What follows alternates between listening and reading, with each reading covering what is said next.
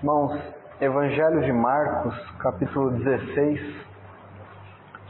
do versículo 14 ao 16.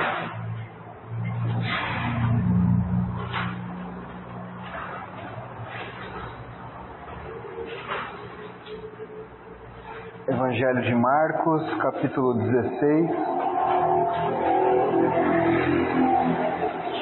do versículo 14 ao 16, diz assim: Finalmente apareceu Jesus aos 11, quando estavam à mesa, e censurou-lhes a incredulidade e dureza de coração, porque não deram crédito aos que o tinham visto já ressuscitado. E disse-lhes: Ide por todo o mundo e pregai o Evangelho a toda criatura. Quem crer e for batizado será salvo. Quem porém não crer será condenado. Senhor, eis aqui a Tua palavra lida, exposta diante de nós. Pedimos a Tua bênção, Senhor. Que o Senhor abençoe este tempo aos Teus pés. Fale conosco, Senhor. Possamos ouvir a Tua palavra e sermos edificados. Fala aos nossos corações profundamente. Em nome de Jesus. Amém. Bom, na semana passada nós começamos a expor estes versos. Um breve resumo, né? A irmãos que não estavam aqui. O versículo 14 nos mostra Jesus aparecendo aos 11 apóstolos. Judas já não estava mais entre eles. E é impressionante notarmos que é dito sobre os apóstolos que eles estavam incrédulos e duros de coração. E Jesus censurou a dureza e a incredulidade do coração deles.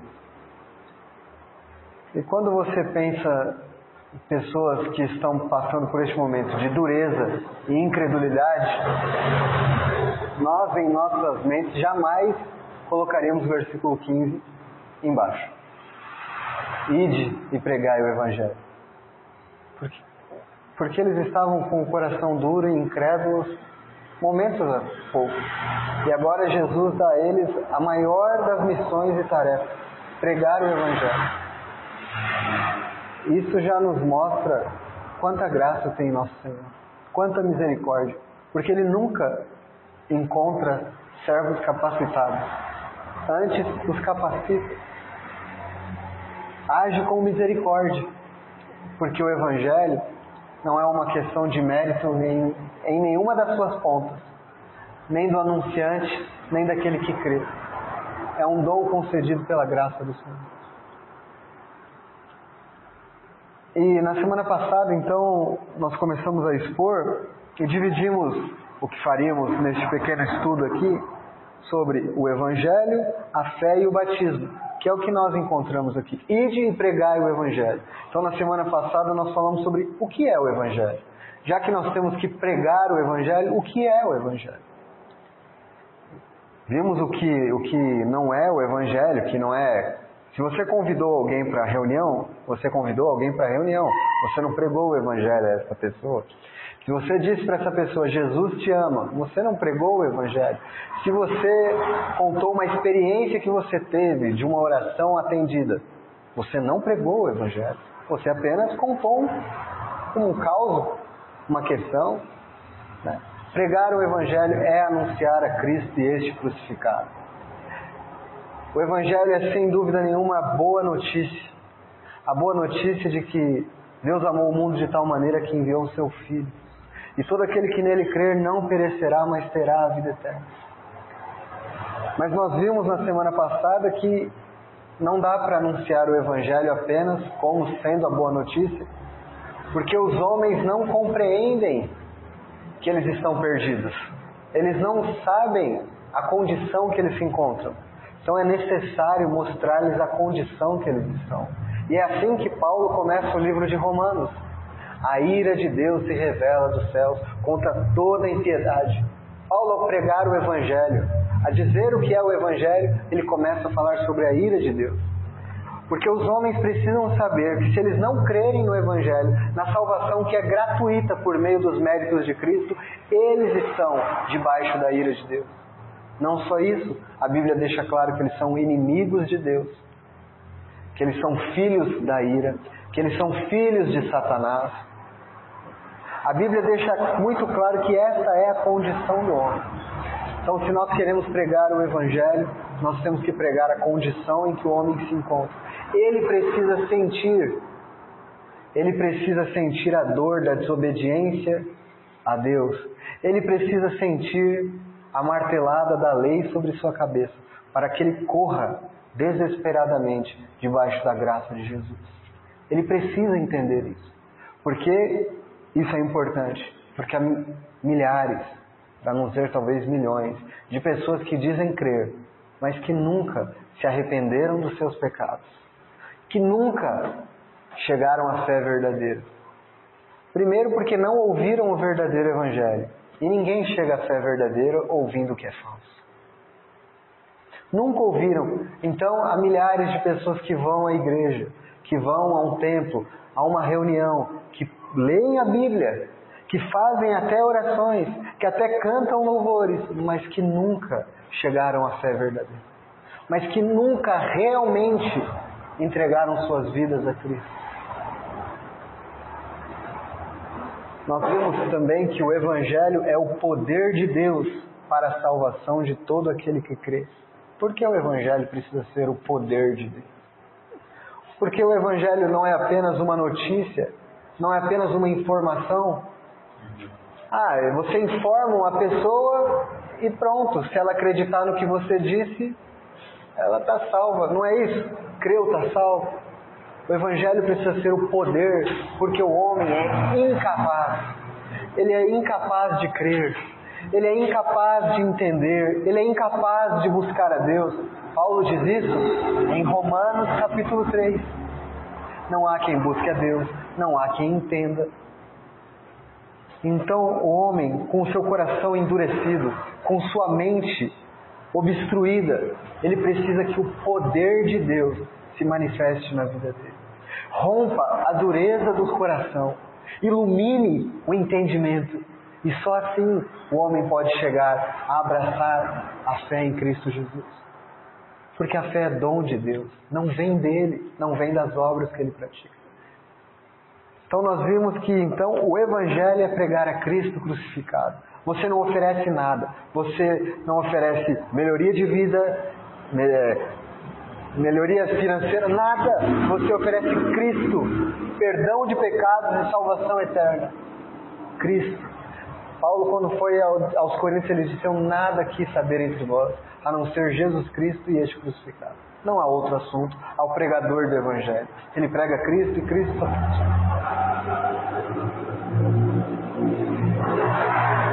Se você quer pregar o Evangelho a uma pessoa também, não é ensinando um monte de doutrina que essa pessoa chegará ao Evangelho.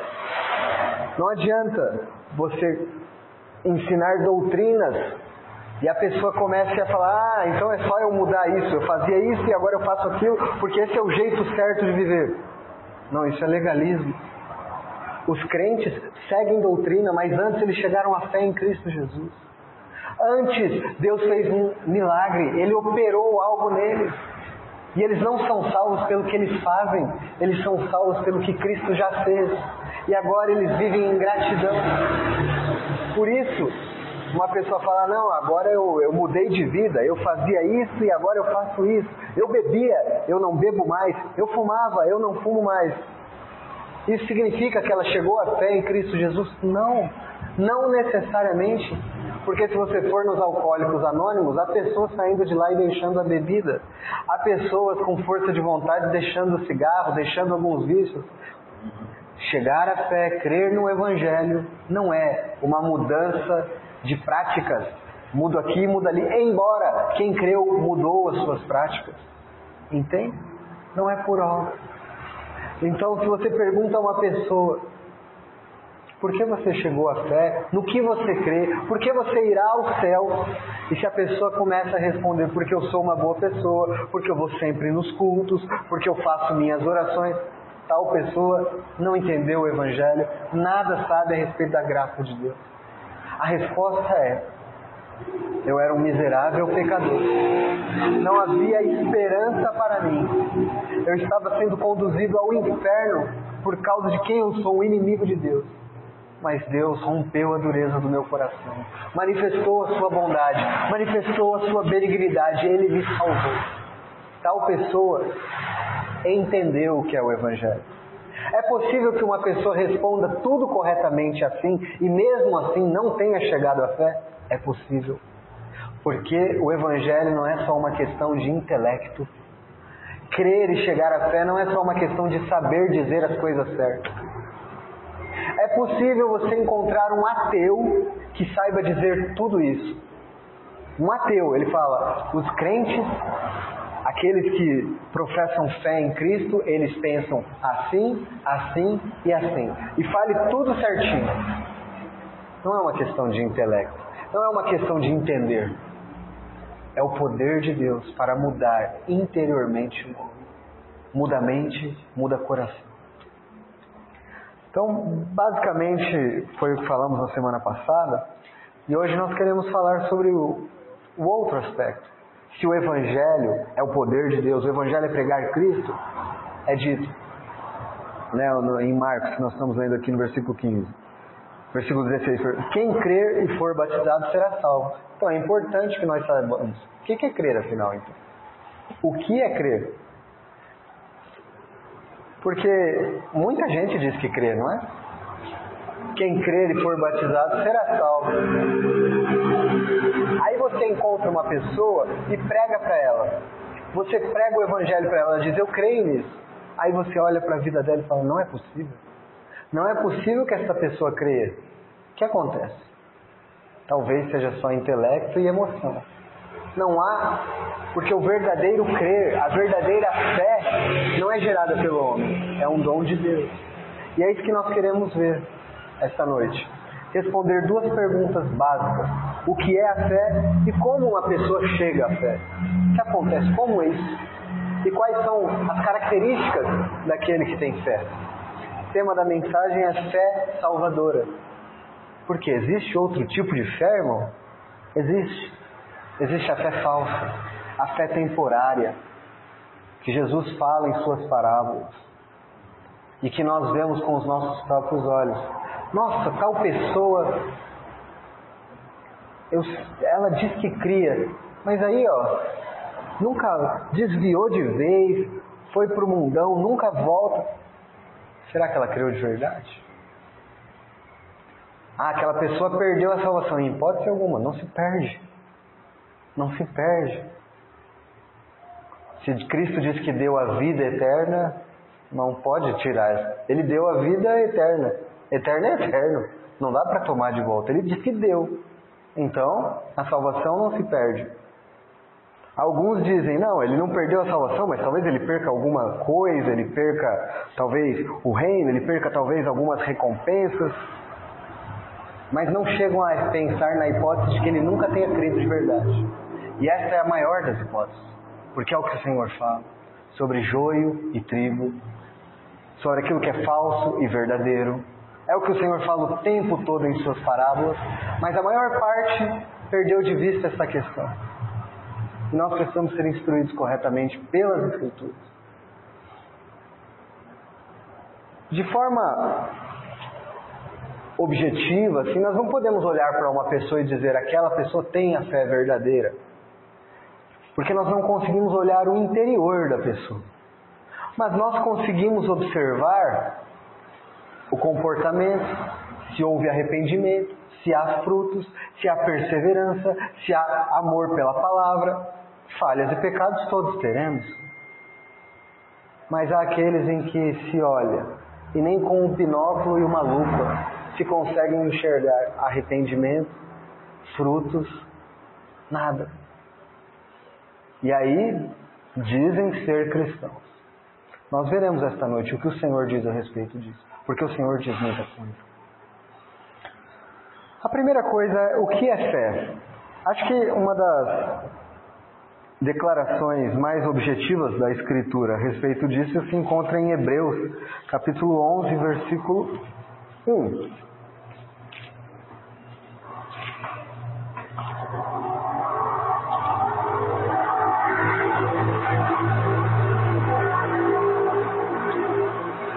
Ora, a fé é a certeza de coisas que se esperam, a convicção dos fatos que não se veem. A fé é a certeza de coisas que se esperam. Veja como a Bíblia, a palavra de Deus define fé, muito diferente do que o senso comum define fé. As pessoas no senso comum, elas definem fé como uma esperança incerta. Eu tenho fé que vai dar certo. O que ela está querendo dizer? É um pensamento positivo apenas.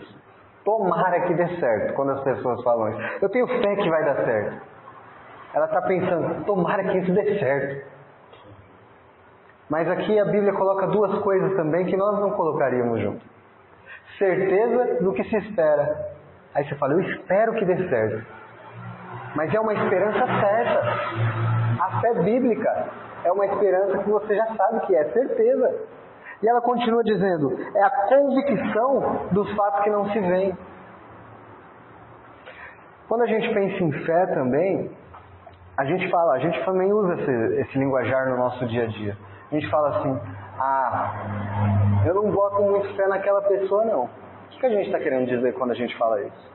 Nós não confiamos naquela pessoa, certo? Não boto muito fé nela. Então, fé também pode significar colocar confiança. E a verdadeira fé é aquela que coloca toda a sua confiança em Cristo. Em nada mais. Colocar confiança. E nós sabemos que a salvação é pela fé. Há muitos textos nas Escrituras que dizem isso. Efésios 2:8. Vamos lá em Efésios 2:8, texto muito conhecido.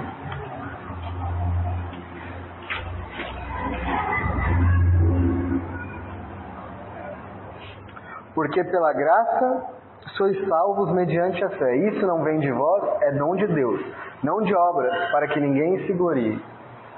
Então, fé, colocar confiança em alguém. Colocar confiança, eu coloco toda a minha confiança. Porque eu não posso confiar nas minhas obras, eu não posso confiar naquilo que eu faço. Eu preciso colocar toda a minha confiança naquilo que Cristo fez. Toda a minha confiança. Por que você é salvo? Porque eu vou fazer isso, eu vou ser... É pelo que Cristo fez. E quanto mais eu cresço nessa verdade. Quanto mais... mas eu sei que isso é verdade. Eu sei que a fé eu sei que a salvação é pela fé em Cristo e não pelo que eu faço. Eu sei que para aqueles que estão em Cristo não há mais condenação. E por que tão pouca segurança, tão pouca certeza, tão pouca alegria, tão pouco gozo? Porque quanto mais eu cresço nessas verdades, não apenas intelectualmente, a fé é como uma semente. Como uma semente. Quanto mais ela cresce, mais ela germina, mais frutifica. Então, é muito comum nós vermos o pequeno cristão que se achega à fé, no começo de sua jornada, ele desfrutar de pouca segurança de sua salvação. Ele está em dúvida. Mas o comum, o normal, o natural é que ele vá crescendo em certeza, em confiança cada vez maior em Cristo e no que Ele fez. Ele deixou de ser um pecador? Ele deixou de falhar? Não. Mas o que acontece? Ele está conhecendo mais e mais quem Cristo é. Em quem Ele tem crido. Pois eu sei em quem eu tenho crido. E eu sei que Ele é poderoso para guardar o meu depósito até o dia final. Então, quanto mais eu conheço a Cristo. Mas este assunto é um assunto tão trivial, um assunto tão pequeno. Quanto mais você conhece isso, quanto mais você desfruta disso, vendo quem Cristo é, quanto mais confiança você lança em Cristo, mais seguro, mais feliz você vive a sua vida cristã, mais ativo no serviço ao Senhor.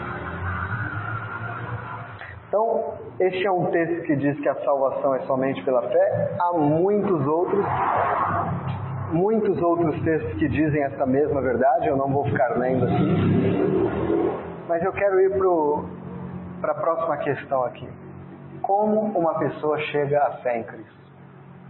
Ah, irmão, mas eu já cheguei à fé em Cristo, para que você está me dizendo? Para que eu preciso saber isso? Para muitas coisas. Primeiro, para que isso aumente a gratidão no seu coração. Segundo, para que você entenda o que está acontecendo na cristandade nos dias de hoje. Terceiro, para que você saiba evangelizar as pessoas e entender o que está acontecendo. Todo mundo que a gente pregar vai crer, não necessariamente. E a pessoa que disse que crê é motivo de alegria e euforia, não necessariamente. Nossa função, nosso trabalho é cumprir o ID. ID e pregar o Evangelho. A fé é um dom de Deus, que Ele vai dar. Né? Nosso trabalho é pregar o Evangelho. Mas como uma pessoa chega à fé? Vamos abrir em Romanos 10. Versículos de 13 a 17. Eu quero que os irmãos gravem esta sequência aqui. Como uma pessoa chega à fé e o que é a fé verdadeira. Há uma sequência que eu quero que os irmãos gravem. A primeira é, a pessoa chega à fé por meio da pregação. Depois que ela ouve a pregação do Evangelho e Deus dá a fé a essa pessoa, ela se arrepende de seus pecados. Fé e arrependimento andam juntos. Você não pode excluir um e outro, dizer aquela pessoa tem fé, mas nunca se arrependeu. Não é verdade. Essa não é a fé verdadeira. Então, pregação, arrependimento, perseverança e frutos. Fé verdadeira. Fé salvadora. O que é uma fé salvadora? Uma pessoa que, ao ouvir a pregação do Evangelho, creu, se arrependeu, perseverou e deu frutos. Ah, irmão, não entendo. Você diz que a salvação não é pelas obras, é somente pela fé. Exatamente. Quando você creu, quando Deus deu este dom da fé, lá estavam todas as coisas. Ele não dá uma fé deficiente a ninguém. Ele deu a fé e por sua bondade gerou arrependimento, por sua bondade nos ajuda a perseverar e frutificar. É isso que as Escrituras dizem como fé verdadeira. O contrário disso é falso. Bom, o primeiro ponto aí é sobre a pregação, do versículo 13 ao 17. Porque todo aquele que invocar o nome do Senhor será salvo. Mas como invocarão aquele em quem não creram? E como crerão naquele de que nada ouviram? E como ouvirão se não há quem pregue? E como pregarão se não forem enviados? Como está escrito, quão formosos são os pés dos que anunciam as coisas boas. Mas nem todos obedeceram ao Evangelho, pois Isaías diz, Senhor, quem acreditou na nossa pregação? E assim, a fé vem pela pregação, e a pregação pela palavra de Cristo. Ótimo. Então Paulo está deixando muito claro aqui. A pessoa não... Quem invocar o nome do Senhor será salvo. Ele começa com essa declaração. Invocou o nome do Senhor será salvo. Mas como essa pessoa vai invocar o nome do Senhor? Se ela não ouviu nada. Mas como ela ouvirá se não há quem pregue? E como vão se pregar se não forem enviados? E aí ele diz, quão formosos são os pés dos que anunciam. Aí ele diz, mas mesmo assim, nem todos obedeceram. Não é uma questão apenas de pregar. Porque mesmo assim há aqueles que não obedecem ao Evangelho. Senhor, disse Isaías, quem acreditou na nossa pregação? E assim, a fé vem pela pregação. E a pregação pela palavra de Cristo. Então, quando alguém está pregando o Evangelho, vamos supor que haja aqui 100 pessoas que não conhecem ao Senhor. Alguém está pregando o Evangelho. 20 dessas pessoas creram, as outras 80 não creram. Poderia ser o oposto. 80 crendo e 20 não crendo. Poderia ser. Mas não é uma questão estatística matemática. Né? Nós estamos só fazendo uma suposição aqui. O que aconteceu? Por que determinados, ouvindo a mesma mensagem, estando no mesmo local, por que determinadas pessoas creram e outras não? Porque a fé é um dom de Deus. Porque enquanto o pregador pregava a palavra, determinadas pessoas sentiram-se tocadas, choram e se arrependem. Porque assim quis Deus. Assim quis Deus. E ele, enquanto o pregador prega a palavra, ele junto, o Espírito Santo vai, convence do pecado, convence da justiça, convence do juízo, ilumina o entendimento, despedaça o coração, arranca o coração de pedra, dá um coração de carne, sensível, e essa pessoa chega à fé. O que essa pessoa fez? Me diga o que essa pessoa fez que a outra não fez para que ela cresça. Nada. É graça, é misericórdia, é favor de Deus. Eu conversava sábado passado, no final da reunião, com um amigo que passou por aqui, sobre essas questões, e ele falava que, eu estava pregando para ele falava que ele está aqui neste mundo para provar para Deus que ele merece, e que ele vai ser salvo, porque ele vai provar para Deus que ele merece. Eu falei, mas aí não vai ter chance para você. Aí acabou para você. Acabou, porque você não merece. E preguei o Evangelho para ele. E ele disse, mas as pessoas têm que fazer alguma coisa para ser salvo. Elas têm que fazer. E eu falei, e eu contei a história do ladrão da cruz. E eu falei, e o que ele fez? A vida inteira roubou, matou. E no último segundo, a graça se manifestou salvadora a ele. Ainda hoje estarás comigo no paraíso. O que ele fez? A salvação é escandalizante aos homens. É um escândalo. É um grande soco no orgulho humano. Esmurra o orgulho humano. Porque o homem precisa ser humilhado. Bem-aventurados os humildes e pobres de espírito. Porque essa é a primeira bem-aventurança. Porque o Senhor precisa reduzir e humilhar o homem para que ele reconheça: eu não posso nada se o Senhor não tiver misericórdia de mim. Então, a primeira coisa para uma pessoa chegar à fé é a pregação. Ela precisa ouvir a pregação do Evangelho. Ah, só ouviu e ela vai crer? Não. Não. Porque quando a palavra fala que a fé vem pelo ouvir e ouvir a palavra de Deus, não está apenas falando sobre a capacidade de escutar dos homens. Porque os homens são surdos espiritualmente. Porque os homens são cegos espiritualmente. Não é que eles não enxergam as coisas, não é que eles não estão ouvindo a mensagem. Eles estão ouvindo, mas ela não capta os seus corações, ela não destrói a dureza e a inimizade se o Espírito Santo não agir. Mas este é o meio que o Senhor escolheu. Não escolheu outro meio, porque Ele quis que nós participássemos disso. Ele quis que nós cooperássemos com isso. Mas nós não podemos cooperar da forma que quisermos. A única maneira de cooperarmos é fazer o que Ele quer que façamos. E o que Ele quer que façamos é preguemos o Evangelho. Preguemos a palavra, porque a fé vem por ouvir a palavra de Cristo. A fé não vem por estratégia humana. Não vem por emocionalismo. Não vem por fazer um apelo, tocar um violãozinho e falar, vem aqui na frente. Isso não é verdadeiro. A fé vem por ouvir a palavra de Deus e o Espírito Santo quebrar a dureza do coração humano. Humilhar o arrogante pecador para que ele reconheça isso. Só assim a fé pode. Em 1 Coríntios capítulo 1, versículo 21, Paulo diz: visto como na sabedoria de Deus o mundo não o conheceu, por sua própria sabedoria, aprouve a Deus salvar os que creem, pela loucura da pregação.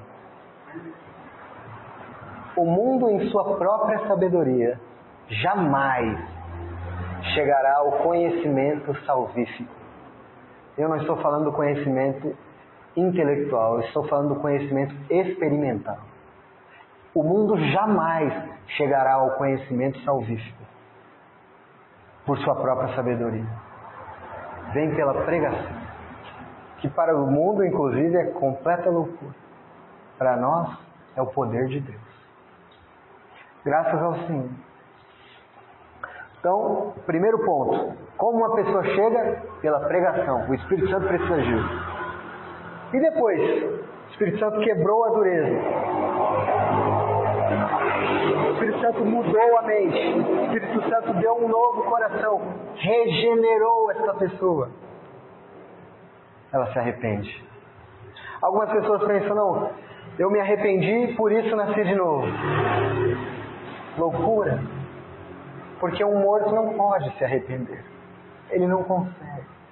Tal é a inimizade do homem contra Deus. Tal é a incapacidade do homem, que ele não pode se arrepender sem que antes seja concedido um novo coração. Então é Deus quem mudou a mente, mudou o coração, e a pessoa se arrependeu. Mais uma vez, que duro golpe. Onde está o mérito humano? Onde está o orgulho humano? Quem poderá reivindicar algo diante de Deus falando, olha o que eu fiz e olha o quanto eu mereço? Quem? Tudo que temos, nós recebemos. E foi dado de graça. Veja, Atos 3,19.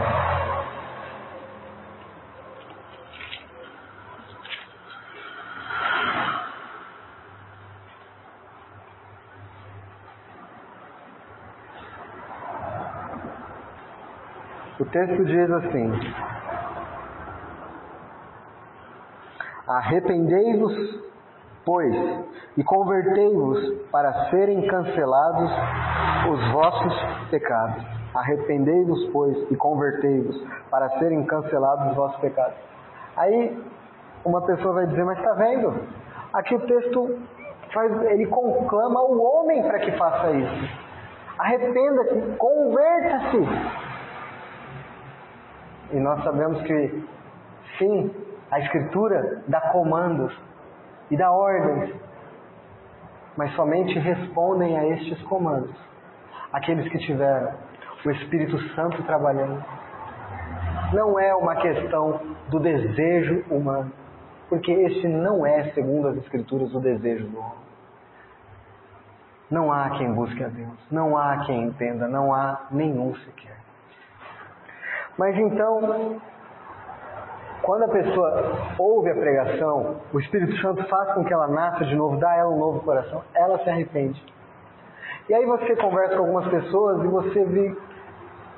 você nunca viu essa pessoa chorar por seus pecados, arrepender-se, demonstrar humildade, demonstrar contrição na presença de Deus, sentir-se um pecador. E ela diz ser cristã. Alguma coisa está errada, não? Alguma coisa está claramente errada. João Batista diz, dê frutos de arrependimento àqueles que o ouviam. Eu não vejo, João Batista dizia, eu não vejo, deem frutos que demonstrem o seu arrependimento. Então, uma pessoa que, e eu já passei por isso muitas vezes, pessoas que dizem-se irmãos, mas não conseguem ouvir uma mensagem de exortação falando que ela é pecadora. E dizem, não, mas eu não sou assim. Chegou a fé verdadeira a tal pessoa, teve seu coração triturado pelo Espírito Santo, removido, a mente mudada, teve. Se até hoje não se reconhece como pecador, porque isso cresce a cada dia, isso não diminui. Quando Paulo, lá no final da sua vida, escreve a Timóteo, ele diz, eu, o principal dos pecadores. Bom, mas faz tanto tempo, Paulo, que você teve aquele encontro no caminho de Damasco. Você tem sido um apóstolo, você tem pregado, até seus lenços e aventais curavam pessoas, o livro de Atos descreve. Você teve visões celestiais e você diz que é o principal dos pecadores, depois de tantos anos de caminhada, porque isso só cresce. Porque isso só cresce, esse sentimento só aumenta. Mas para que isso? O Senhor quer acabar conosco. Porque quanto mais miserável nós nos sentimos, mais nós temos que confiar em Cristo, não é? Mais nós temos que nos agarrar em Cristo. Fé verdadeira, fé salvadora, este é um sentimento que cresce no cristão. Não é que diminui, não. Você pode até cometer menos pecados, isso também é algo que deve acontecer. Quanto mais você cresce, amadurece, você acaba cometendo menos pecados, mas você não se sente menos pecador. Até porque talvez no começo da jornada nós comecemos a nos livrar dos grosseiros. E depois o Senhor vai refinando. Mas o sentimento de que somos pecadores nunca muda. Nunca muda. Agora nós chegamos aqui para uma questão importante. Pregação, arrependimento. Se não houver arrependimento, não creio de verdade. Arrependimento não é apenas chorar, não é apenas comunicar. Arrependimento é uma mudança de mente, uma mudança de atitude. Embora envolva chorar, contrição, envolva tudo isso.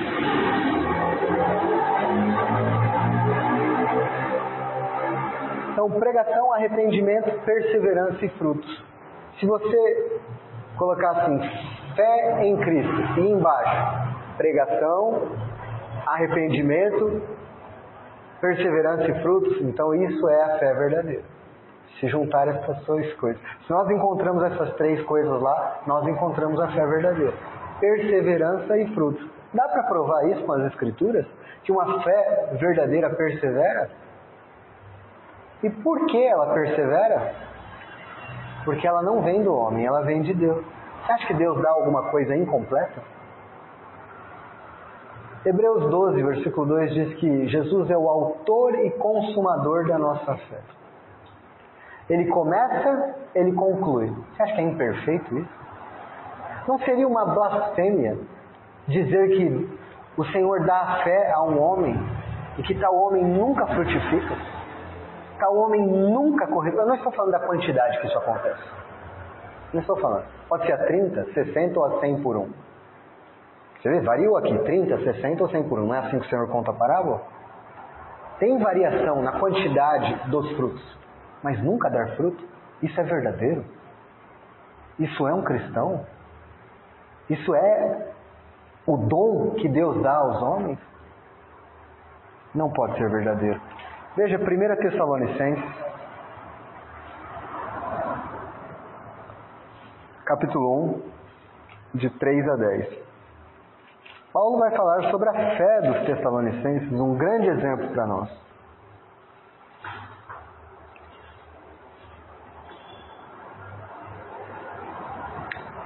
Recordamos-nos diante do nosso Deus e Pai da operosidade da vossa fé, da abnegação do vosso amor e da firmeza da vossa esperança em nosso Senhor Jesus Cristo. Reconhecendo, irmãos, amados de Deus, a vossa eleição, porque o nosso Evangelho não chegou até vós tão somente em palavra, mas sobretudo em poder, no Espírito Santo, em plena convicção, assim como sabeis ter sido o nosso procedimento entre vós e por amor de vós. Com efeito, vos tornastes imitadores nossos e do Senhor. E tendo recebido a palavra, posto em meio de muita tribulação, com a alegria do Espírito Santo, de sorte que vos tornastes um modelo para todos os crentes na Macedônia e na Acaia. Porque de vós repercutiu a palavra do Senhor, não só na Macedônia e Acaia, mas também por toda parte se divulgou a vossa fé para com Deus, a ponto de não termos necessidade de acrescentar coisa alguma, pois eles mesmos, no tocante a nós, proclamam que repercussão teve o nosso ingresso no vosso meio, e como, deixando os ídolos, vos convertestes a Deus, para servirdes o Deus vivo e verdadeiro, e para aguardardes dos céus o seu Filho, a quem ele ressuscitou dentre os mortos, Jesus, que nos livra da ira vindoura. Então, Paulo aqui, ele começa fazendo uma ação de graça, né? Isso aqui é uma ação de graças que Paulo está... O que Paulo está agradecendo? Paulo está agradecendo a fé verdadeira daqueles irmãos. E como ele sabe que essa fé é verdadeira? Como Paulo consegue saber isso? Até dizendo que ele pode comprovar a eleição deles. Tá? Pelo que eu estou vendo, vocês, amados, são eleitos de Deus. Como Paulo consegue ver isso? Diz que Paulo não consegue olhar o interior dos homens. O que ele consegue é olhar o que está acontecendo na vida deles. O que ele consegue ver é as mudanças que o Espírito Santo faz quando alguém nasce de novo. É isso que ele está conseguindo observar. E ele está feliz, dando graças a Deus por isso. Ele diz: que repercussão teve o nosso ingresso. E não é só na sua cidade, até o pessoal da Caia, está todo mundo dizendo como vocês chegaram à fé e como isso foi real na vida de vocês. E ele diz os versos marcantes, o versículo 9, a parte B diz: deixando os ídolos, vos convertestes a Deus, para servirdes o Deus vivo e verdadeiro. Fé verdadeira, o que aconteceu? Então eles deixaram. Fé verdadeira, então tem um deixar na fé verdadeira. A pessoa abandona o mundo, o pecado, os ídolos. Isso é fé verdadeira. Ela abandona. Ela não vai mais ter luta contra essas coisas. Não é isso. Ela vai lutar contra essas coisas. Mas ela não quer, ela virou as costas para essas coisas. Entende? Uma pessoa, antes de se converter, ela está andando na direção dos ídolos, dos prazeres. Uma pessoa que se converte, ela está andando na direção oposta. São os prazeres que estão correndo atrás dela para tentá-lo, para chamar a sua atenção. Mas ela está na direção oposta. Conversão verdadeira. Vocês deixaram. Mas diz não só que eles deixaram os ídolos e se converteram. A continuação diz: para servirdes a Deus. A fé verdadeira é daqueles que servem a Deus. Eles não somente deixam o mundo e os ídolos, como passam a servir a Deus. Eu conheço uma pessoa que diz que é crente, mas ela não serve a Deus. Diga a ela que ela não é crente. Ou que ela precisa se arrepender e voltar ao caminho correto urgentemente. Porque mesmo uma fé verdadeira às vezes pode cair, um tropeço, mas Deus levantará novamente. É isso que o Espírito Santo faz, é isso que a graça de Deus faz, é essa nossa segurança, que aquele que começou a boa obra a completará. Não, mas naquele ali não vai completar não. Isso não pode ser assim. Vocês não notam que quando falam assim, é contra Cristo que estão falando? Que Ele é que não é capaz de completar o que começou? Não pode ser assim. Então nós não temos que duvidar de Cristo. Nós temos que duvidar se aquela fé é verdadeira. Nós temos que duvidar se houve conversão de fato. Não de Cristo. Não, mas depois vai perder isso, vai perder. Irmãos, a fé verdadeira é aquela que abandona, deixa os ídolos para servir a Deus. Para servir. De novo, existe variação na quantidade do serviço de cada um? Existe, irmão. Tem aqueles que servem mais, aqueles que servem menos, mas não existe outro que não serve nada. Não existe. Essa não é a fé verdadeira. Mas tem uma parábola lá que diz que um enterrou o talento, que ele não serve. E você tem certeza que esse que enterra é um servo de Deus verdadeiro e que a fé verdadeira está lá? É isso? Alguma coisa está errada. O Espírito Santo não é capaz de incomodá-lo. Não é capaz, ele é incapaz. Ele é incapaz de fazer com que essa pessoa se arrependa e sirva. Ele é tão pequeno assim que não é capaz de mudar o coração humano, que não é capaz de despertar. É isso que estão fazendo quando pregam isso. Diminuindo a obra do Espírito Santo. Diminuindo o senhorio e a salvação de Cristo. Só pode ser. Porque isso não é fé verdadeira. O crente... isso não é verdade, porque eu conheço um monte de crente sincero que não está servindo como deveria. Não servir como deveria é diferente de não servir de jeito nenhum. É diferente. E pela graça de Deus, nós cremos que há avanços na vida cristã. Nós cremos que o Senhor começa e vai trabalhando. Ele dá uma medida a cada um. Nem todos servirão na mesma medida.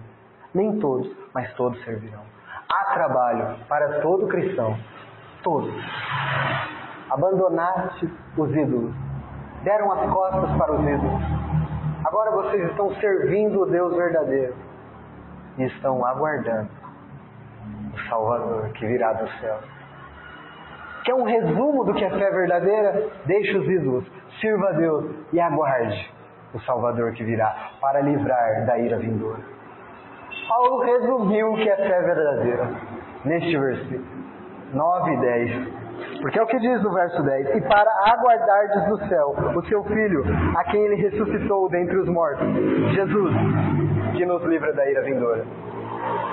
E o mesmo raciocínio pode ser feito ao contrário. Qual é a pessoa que está aguardando a vinda do Senhor verdadeiramente? Aquela que deixou os ídolos e está servindo. Entende? O raciocínio inverso. Vamos a Hebreus 10, 39.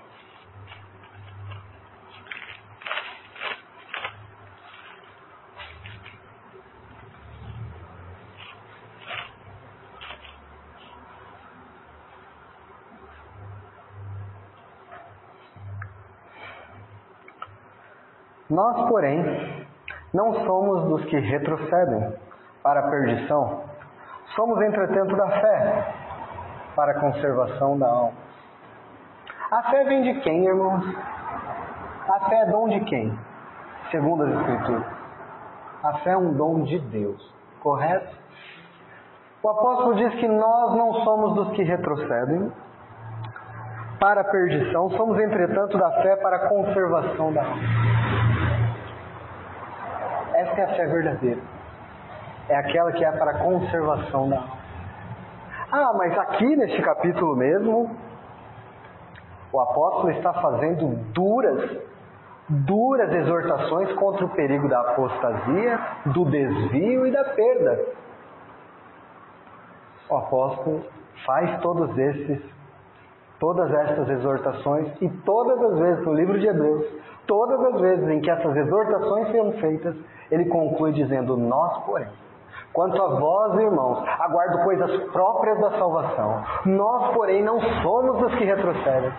As exortações são duras para provar aqueles que são verdadeiros ou não, mas depois ele sempre conclui dizendo: vocês, porém, irmãos, são da fé. Vocês, porém, não são aqueles que retrocedem. São para aqueles que serão, e pela fé serão conservados para a salvação de vossas almas, conservação de nossas almas. Veja mais um texto em 1 Pedro, capítulo 1, verso 5.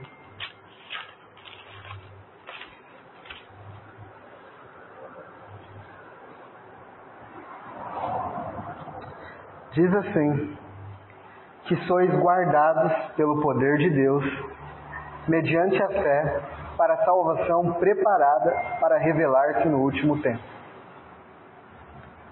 A fé, aquela que é dom de Deus, aquela que Deus opera, faz com que aqueles que a receberam sejam guardados pelo poder de Deus e de nenhuma maneira se percam e de nenhuma maneira sofram. Porque é Deus quem deu essas coisas, é Deus quem guarda. Alguém aqui ousaria dizer que Deus não seria capaz de guardar essas pessoas? Em hipótese alguma, irmãos. Em hipótese alguma. Último texto referente a isso.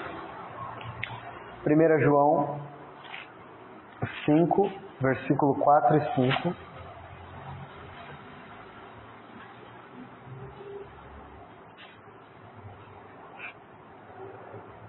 Porque todo o que é nascido de Deus vence o mundo.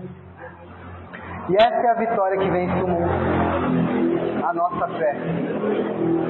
Quem é que vence o mundo? Senão aquele que crê ser Jesus, o Filho de Deus. Então, irmãos, quem são os vencedores? Que vencem o mundo? A vitória vem por onde? A vitória, essa é a vitória que vence o mundo. A nossa fé. E a nossa fé veio de onde? Quem é o autor e consumador de nossa fé? Quem é? Nosso Senhor. Que segurança possuem aqueles que têm fé verdadeira? Não porque eles são bons, mas porque essa fé foi dada a eles. Ah, mas tal pessoa ali, ela não vence o mundo, ela anda como o mundo. Não é de se duvidar que seja verdadeira fé. Porque a Escritura diz que a verdadeira fé vence o mundo. O fato de colocar vencer já está implícito que é uma luta, não é? Então significa que o crente vence, não significa que ele não lute. Então ter luta faz parte. Agora, andar como o mundo, você vai dizer que isso é fé que veio de Deus? Que é a fé verdadeira? E por que isso é importante, irmão? Porque cabe a nós zelarmos pela pureza da Assembleia, das coisas do Senhor. Não é? Nós precisamos saber essas coisas, até mesmo para provar a nós mesmos. Com as Escrituras, será que eu estou na fé? Será que eu estou caminhando corretamente? Eu quero concluir aqui, porque o tempo já está bem avançado. Eu quero concluir então apenas, vou pular algumas coisas aqui, apenas falando de fé falsa. De passagens em que o Senhor falou que pessoas creram, mas que não creram de verdade. E isso é totalmente possível, e isso é totalmente visto nas Escrituras. A primeira delas está em Mateus 13. E assim vamos concluir. Estou falando aqui de fé que é meramente emocional, meramente intelectual e é temporária, porque ela não é sobrenatural. Ela não veio de Deus. Se a sua origem não é divina, não vai persistir. Mateus 13 conta a parábola do semeador. Nós não vamos ler tudo. Nós vamos ler o versículo 20, 21 e 22. O que foi semeado em solo rochoso, esse é o que ouve a palavra e a recebe logo com alegria, mas não tem raiz em si mesmo, sendo antes de pouca duração, em lhe chegando a angústia ou a perseguição por causa da palavra, logo se escandaliza. Primeira coisa aqui. Então ele está falando aqui de uma pessoa que ouve, recebe com alegria, mas não tem duração. Isso é fé verdadeira? Isso é fé verdadeira? Uma pessoa ouve, recebe com alegria, mas vem perseguição e ela logo se desvia, logo... Isso é fé verdadeira? Não, em hipótese alguma. Porque uma característica da fé verdadeira é que ela persevera, é que ela vence o mundo. 22. O que foi semeado entre os espinhos é o que ouve a palavra, porém os cuidados do mundo e a fascinação das riquezas sufocam a palavra e fica infrutífera. É fé verdadeira isso, irmãos? A pessoa está fascinada com as coisas deste mundo. O mundo, a fascinação das riquezas sufocaram a palavra e ficou infrutífera. Dá para uma fé verdadeira ser infrutífera? Dá? Dá para ser assim? A fé que vem de Deus? E aí, ele diz, mas o que foi semeado em boa terra, versículo 23, é o que ouve a palavra e a compreende. Este frutifica e produz a 100, a 60 e a 30 por 1. Não são esses os crentes? Não é essa a verdadeira fé? A que frutifica? E mesmo na verdadeira fé não há diferenças? 100, 60 e 30?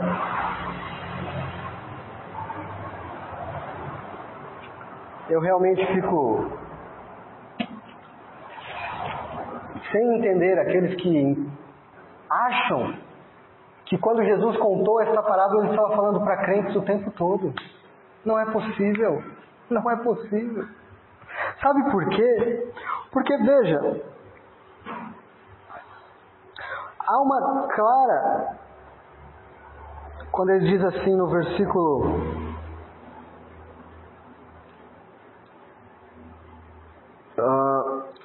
quando diz que versículo 3, e de muitas coisas lhes falou por parábolas, dizia: eis que o semeador saiu a semear, e ao semear uma parte caiu à beira do caminho, e vindo as aves o comeram. Então Jesus, quando contou a parábola, ele falou: a parte caiu à beira do caminho, veio as aves e comeram. Quando ele vai explicar essa parte, ele diz o que é, e ele explica. Versículo 10. Então se aproximaram os discípulos e lhe perguntaram: por que eles falam por parábolas? Ao que respondeu: porque a vós outros é dado conhecer os mistérios do reino dos céus, mas aqueles não lhes é isso concedido. Pois ao que tem se lhe dará e terá em abundância, mas o que não tem, até o que tem lhe será tirado. Por isso lhes falo por parábolas. Porque vendo não veem, ouvindo não ouvem, nem entendem. De sorte que neles se cumpre a profecia de Isaías: ouvireis com os ouvidos e de nenhum modo entendereis, vereis com os olhos e de nenhum modo percebereis, porque o coração deste povo está endurecido de mau grado. Ouviram com os ouvidos e fecharam os seus olhos, para não suceder que vejam com os olhos, ouçam com os ouvidos, entendam com o coração e se convertam e sejam por mim curados. Aquelas pessoas que não ouvem, não entendem, não frutificam, o que acontece? Elas ouvem e não se convertem. Se não se convertem, do que está falando esta parábola? Se a questão é conversão, do que? Está falando de salvação. Veja o versículo 19. A todos que ouvem a palavra do reino e não a compreendem, vem o maligno e arrebata o que lhes foi semeado no coração. Este é o que foi semeado à beira do caminho. Irmãos, isso aqui não pode ser crente. Como? O maligno pode arrebatar a palavra que foi semeada para que não creiam. Não pode. Não pode. O contexto todo aqui é salvação. E onde estão os crentes? A verdadeira fé, aquela que ouve e frutifica. Eu quero concluir com João 2, 23 a 25.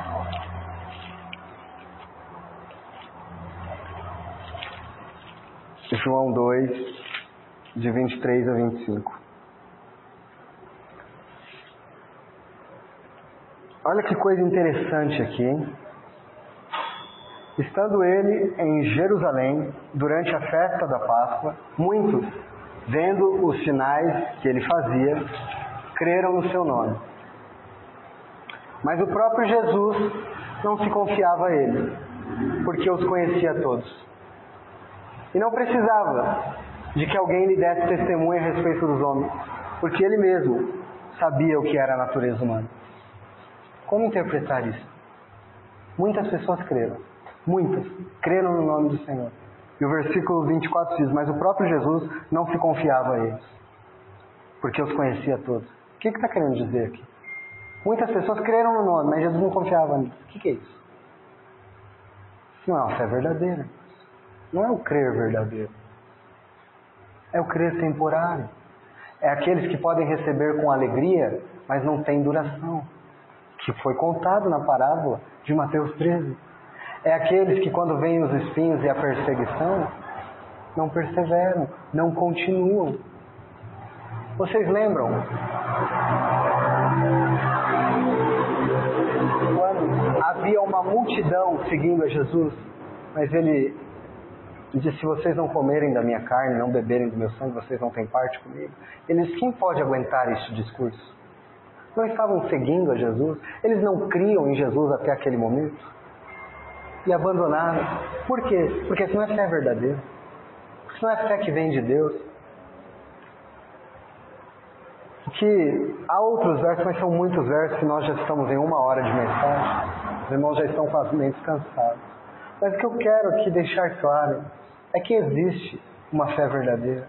Existe uma fé que é apenas temporária, intelectual e emocional. Qual é a diferença? Por que uma fé persevera e frutifica e outra fé não? Porque uma é de origem divina. E aquele que foi gerado por Deus, cuja semente permanece, ele não vive na prática do pecado. Aquilo que é gerado por Deus, pelo próprio Deus, persevera e frutifica. Paremos de ser tolos e achar que todo mundo é crente porque diz que é, quando não há frutos. Há joio e trigo, irmãos. Se nós tirarmos essa verdade das Escrituras, nós não vamos entender nada. Há joio e trigo. Há verdadeiro e há falso. Mas aquele cuja fé verdadeira foi implantada no coração, cujos frutos podem ser vistos em quantidade maior ou menor, arrependimento, serviço a Deus. Essa é a fé verdadeira, segura, será guardado, jamais perderá, jamais, graças a Deus. Então nós devemos ir pregar o Evangelho, quem crer será salvo. Como nós sabemos que a pessoa crê, nós precisamos esperar um pouco. Né? Jesus sim, como nós vemos, ele conseguia ver o interior, não se confiava. A gente não sabe, né, irmão? A gente não sabe. Por que não abre a ceia para todo mundo? Por que não abre e deixa todo mundo tomar? Porque não é isso que a Escritura diz. Não é isso. Não é assim. É desonra a Cristo. Para quem é a ceia? Para quem é? Para quem creu. Para quem é verdadeiro discípulo do Senhor. A pessoa diz que é, nós vamos acreditar de primeira? Não dá, não pode ser assim. Você está desconfiando dos outros? Não, eu estou tomando conta das coisas do Senhor. A gente é o quê? Só mordomo, não é, irmão? Só mordomo. Não é nossa casa. A gente só abre quando ele dizer pode abrir. E a gente fecha quando ele dizer tem que fechar. A gente faz. Então, alguns julgam exclusivismo, o que outros chamam de zelo e amor pelas coisas do Senhor. E é muito importante entender essas coisas. Muito importante. A pessoa tem que crer tudo igualzinho com vocês para ceiar? Não. Tudo igualzinho. Há alguns pontos em que